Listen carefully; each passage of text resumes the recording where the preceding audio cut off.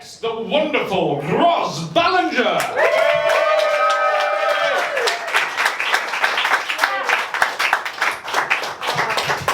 Hello. Hi. Oh, see, Rob, he introduces me like that every time I do this gig. So she headlined the very first one, and like, oh shit. Obviously, there's no. Ooh, so awkward. There we go. There's no like animosity there. It's always all meant in good faith because Rob is the literal nicest man in the known universe. But like the subtext is there though, where it says Ross headlined the first one, and since then we've earned enough that we can pay actual professionals. So I was very much the prototype before they got to the successful stage. I'm fine with that, to be honest. So yeah, I'm Roz. I'll tell you a bit about myself. Weirdly, I'm also a member of the comedy bisexual mafia. So Rob has put two of us on in the same section. Which interesting choice. He's taken us away from our crime fighting team outside. So don't know what's going to go on outside. You can, if you're outside, you can hear the vague whisper on the wind where you know you're near the whisper of better media representation. Yeah, I am bisexual as well. Let's talk more about that. I am the bacon in the LGBT sandwich, meaning I am delicious and I will slowly kill you over time. The cat was talking about bisexual kind of cliches you get, and the one thing you mainly get is that you're greedy. Like, you're a greedy person, you want men, you want women. As a bisexual person, you're greedy. And I can safely say with this platform that I have that about being a greedy bisexual, yeah, it's true, to be honest. I'm not going to fight it, but I want to reclaim it. Like, I want to reclaim bisexual greed, which is also the name of my first album. Because, we live in a very competitive society. It's very dog-eat-dog out there. Like, I'm not a greedy bisexual, I'm a sexual capitalist. That's the whole thing. I'm just taking advantage of the free market, man. If you think I'm greedy, and if you think I'm a slut, then don't blame me. Blame the Industrial Revolution. I've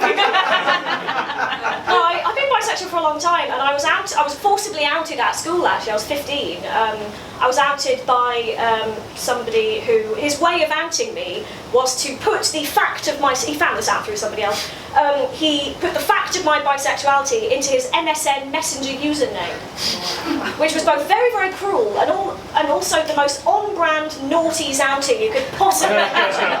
I was so pleased when MSN Messenger got shut down, because that little message ping was starting to give me PTSD, frankly. So yes, hello, that's about who I like. To tell you a bit more about myself, my name is Ros. I'm sure you can tell that I'm not from here, I'm not from anywhere near here, I'm from the other place. I thought about running for Tory leadership, but it didn't really work out at the end. I think my definition of fucking the poor is a bit different from theirs. That joke gets more and more depressing the more weeks I've done it. We're all fucked. But yeah, no, I'm definitely not a Tory, by the way, just in case anyone was worried. I know I sound like one, but there's a reason I live up north now. I left the Tories down south along with dry chips and emotional repression, so it's fine. I'm from a town called Cheltenham. Does anybody know Cheltenham? Yeah. Okay, what's Cheltenham best known for?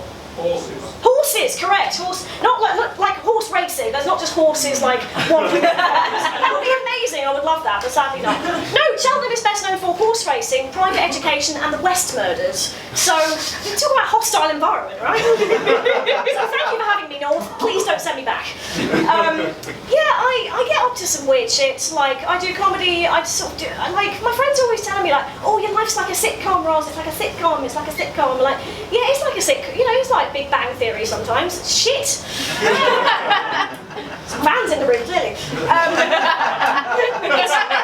It's not shit, but it's weird. Like, weird things happen to me. Give you a little rundown. A couple of weeks ago, so I do life modelling as well, which is when you pose naked for artists. So as well as standing in a room talking with my clothes on, I stand in the room being silent with my clothes off, because I'm a masochist. In more than one way. But yeah, no, I signed up for this class, and they emailed me asking quite last minute for a model, like the night before. But since I'd last done that class, I had dated somebody in that class. That hissing noise is from the front row is correct, yes. What the fuck do I do? So that was awkward. So I had to send that awkward message to that guy saying, hey, we've not spoken in 6 months, but you might finally get to see me naked. FYI.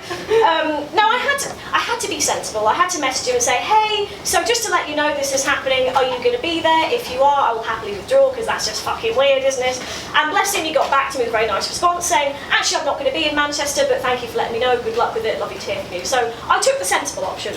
But believe you me, very tempting to take the sadistic option and just burst into the room and go, surprise! Here's what you could have won! Oh, sadly not. The tutor did turn out to my Edinburgh preview though. That was weird. So we've never had a conversation because he's literally watched me whilst I was naked and silent and watched me whilst I was clothed and chatting. At some point, we'll find a mid-ground between those two. What other weird things have happened to me? This happened last year. Monica Lewinsky apologised to me for something. Yeah, do we know who Monica Lewinsky is? Yeah, we all, we're all a bit young, but we all remember, the early 90s. Yeah, not for the reason you might think either. She was not apologising like it was 1999, so that was interesting. I won't go into the context, but it would take far too long. Maybe come and see me in Edinburgh. Woo! Tease them with the start of the joke. What else has happened to me? Yeah, last year I did a stand-up gig at an orgy. Yeah, that's a thing that happened. My dad has seen me do stand-up. That would not the orgy. Just realised how that sounded. Yeah, my poor father is a lovely supporter of my gigs. To his mental detriment at this point, you must assume. It's fine. I'll just buy my own flat. It's fine. But no, the orgy. Fascinating gig. Like normally at a gig, I'm kind of the scruffiest dressed person in the room. At that gig, I was the most dressed person in the room. That was interesting. When I say I did a gig at an orgy, I should say the orgy happened afterwards. Like, I didn't do the gig during the orgy. Because if I had that level of crowd control, I'd be at live at the fucking Apollo by now. Oh, fascinating gig. Much more leather than your average comedy audience. This isn't my first gig in a basement. But in a way, an orgy gig, which, by the way, comedians in the room, pays well. Just FYI. But when you do comedy, when you do well at a gig, you're very happy and you're congratulating yourself. If you don't do well at a gig, you're kind of annoyed and you're sort of punishing yourself for it. But at an orgy gig, however it goes, you get punished afterwards, so that's 10 out of 10 would recommend. Another odd thing that happened to me last year was I got hit on by a vicar. Yeah, that happened. That happened at one of the last Polkin Drublics I went to, actually. Thinking about it. Poor Rob had to help me out in the backyard as I was crying. So if the night goes that way for you tonight, then come and find me, because I can give you some practical advice on how to get through it. I don't think Polkin Drublic generally has predatory clergy on the... I'm just going to move on. Dug myself into a hole. No, it was a weird scenario, because I met him by accident. I didn't trip and fall into a church. I don't think I would have survived the journey. But no, I met him through a friend. We bumped into each other at a party, and I was going through some horrible shit at the time that I was talking to him about. I was going through a triple bereavement and depression and anxiety and resulting desolation and some really awful stuff. So I didn't mean to turn him on. Apparently that's how it happened. Apparently I'm hot when I'm sad, who knew? There's an Edinburgh Comedy Award coming my way eventually. But I didn't know what to do about this, because I'm an atheist like Kat, and how do you report a vicar for misconduct? Do you pray really hard? Is that the method? I don't know. So I had to report him to the Manchester Archdiocese, that's a thing, to a woman called Abby, brilliantly, thank you. Thank you, gods of comedy, for that one. Not thank you, God, because your servants are not doing a good job. And she had to sort him out. Because he did this thing that men do. The women in the audiences I speak to always get this. The older married men do. This wasn't like a Fleabag situation. I was not into it. Watching series 2 gave me some funny feelings, though. But he did that thing that men do, where they just sort of comment on your stuff a lot. You post a selfie and they're right there with the like, right there with the comment, right there with the emojis.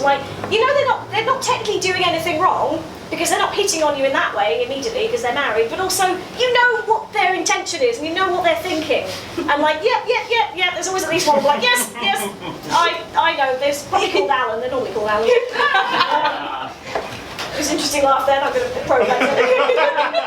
But I knew something was up before he actually hit on me when I posted a selfie on Instagram where I looked quite nice, and he commented on it using 3 fire emojis and nothing else. Like, no married man, especially a vicar, should be commenting fire emojis on your selfie. Especially, like, if you're a vicar, you should not be using fire emojis unless you're talking about literal hell. So I knew something was going on there. But, like, do you know what? Let's see what time we've got left. Oh, there you go. But do you know what? I was quite proud of myself in the end. I went through a lot of emotions as a result of that experience. But one of them, in a strange way, was pride, in an odd way. Because apparently, I am so hot, I made a man forget about God. Now that's going on my Tinder profile. You've been lovely, thank you. What's it doing?